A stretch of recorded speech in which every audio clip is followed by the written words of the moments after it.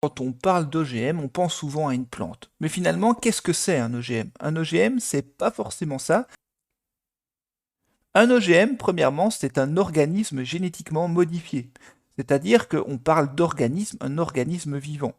C'est effectivement les plantes, donc on va voir un exemple ici avec le maïs, mais ce ne sont pas que des plantes. Ça peut être n'importe quel organisme vivant, par exemple des micro-organismes comme des bactéries, et effectivement on utilise les micro-organismes, les bactéries, pour produire des médicaments, par exemple dans les firmes pharmaceutiques, ou simplement des animaux, donc on peut essayer de manipuler pour leur donner d'autres fonctions. Donc les organismes génétiquement modifiés, c'est tout le vivant. Quand on parle d'OGM, ce ne sont pas que des plantes.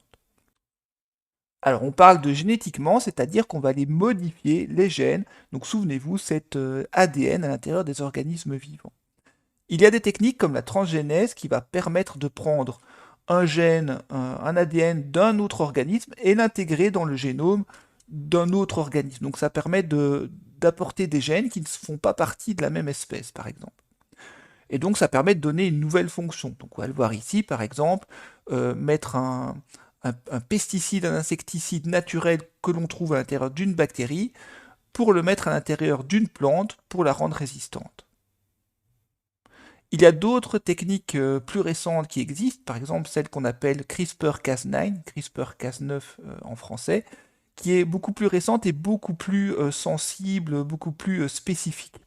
Donc cette technique permet vraiment de réparer ou de changer le code, sans forcément mettre un nouveau gène dedans, mais juste modifier le code à l'intérieur de l'organisme, par exemple pour réparer une maladie génétique.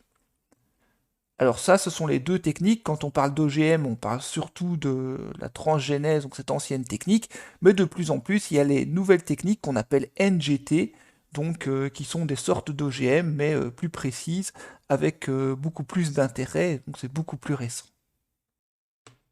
Voyons l'exemple des plantes génétiquement modifiées comme le maïs BT. Alors le maïs, malheureusement, il peut être attaqué par des insectes, donc par exemple la pyrale, qui est un papillon qui va pondre des larves dans le maïs, et malheureusement ces larves vont se nourrir du maïs et donc perturber sa croissance et la production de maïs.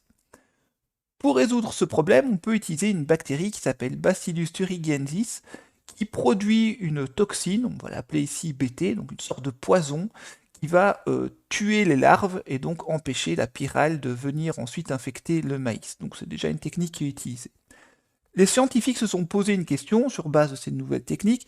Ils se sont dit, mais pourquoi ne pas prendre simplement le gène qui code pour cette toxine de cette bactérie et l'intégrer à l'intérieur du maïs pour que le maïs produise lui-même la toxine qui va le protéger des larves de la pyrale.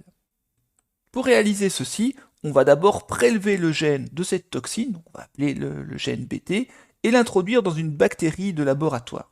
Donc pour faire ça, on utilise ce qu'on appelle des plasmides, ce sont des petits morceaux d'ADN circulaires qui sont à l'intérieur des bactéries, qui permettent d'utiliser les gènes assez facilement. On appelle ça aussi un vecteur, c'est-à-dire un petit transporteur comme une clé USB que vous rentrez dans votre ordinateur, c'est pareil. Ici, le plasmide va permettre de faire entrer des gènes à l'intérieur de notre bactérie. Cette bactérie de laboratoire qui s'appelle Escherichia coli, qui est une bactérie inoffensive, on va ensuite la cultiver, la produire en masse pour avoir beaucoup de ce gène Bt. Une fois qu'on a beaucoup de bactéries, on va prélever en très grande quantité et on va pouvoir les utiliser. On va prendre des morceaux de maïs, tissu végétal, et on va les faire pousser dans des boîtes en laboratoire pour produire des futurs plants de maïs. Ensuite, on prend cet ADN et on le transfère à l'intérieur d'une autre bactérie qu'on utilise en laboratoire qui s'appelle Agrobacterium. La particularité de cette bactérie, c'est qu'elle va, entre guillemets, infecter le tissu végétal, donc elle va faire voyager cet ADN à l'intérieur du tissu végétal, elle va transformer le maïs avec ce nouvel ADN. Donc c'est un transformateur qui permet de l'introduire dans le tissu végétal. Ça, c'est une technique qui est utilisée. Une deuxième autre technique, quand cette première technique ne fonctionne pas bien, c'est le canon à gènes, c'est-à-dire qu'on prend des petites billes microscopiques comme de l'or, on les entoure de notre ADN et on va pulvériser ces petites billes à l'intérieur du tissu végétal en espérant qu'elles rentrent dans le noyau et que l'ADN s'intègre à l'intérieur du génome du maïs.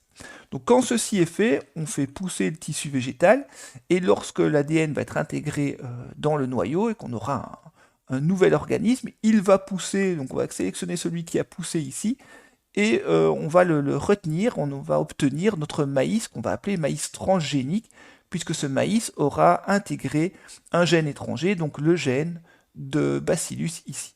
Donc on a un maïs normal, mais cette fois-ci qui produit lui-même et naturellement la toxine Bt. Donc de cette façon, la pyrale ne peut pas infecter le maïs, donc il se protège lui-même. Donc ça c'est vraiment un exemple classique d'utilisation dans l'agriculture. Ce qu'il faut retenir, c'est qu'un OGM est avant tout un organisme génétiquement modifié en laboratoire pour lui donner une nouvelle caractéristique. Donc ça peut être une résistance, par exemple ici aux insectes, mais ça pourrait être une résistance à la sécheresse ou à des conditions climatiques, etc. Donc il y a plein d'autres circonstances. On peut transférer des gènes de manière ciblée, même entre espèces différentes.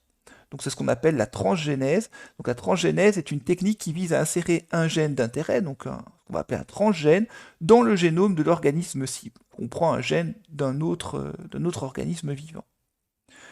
De nouvelles techniques génomiques, qu'on appelle NTG, comme CRISPR-Cas9, CRISPR-Cas9, permettent des modifications plus précises du génome. Et donc dans le futur, on pourra traiter des maladies génétiques. Donc on utilise ces techniques principalement en agriculture, donc comme on l'a vu pour le maïs Bt, mais on pourra également en médecine l'utiliser dans le futur pour essayer de modifier des maladies génétiques.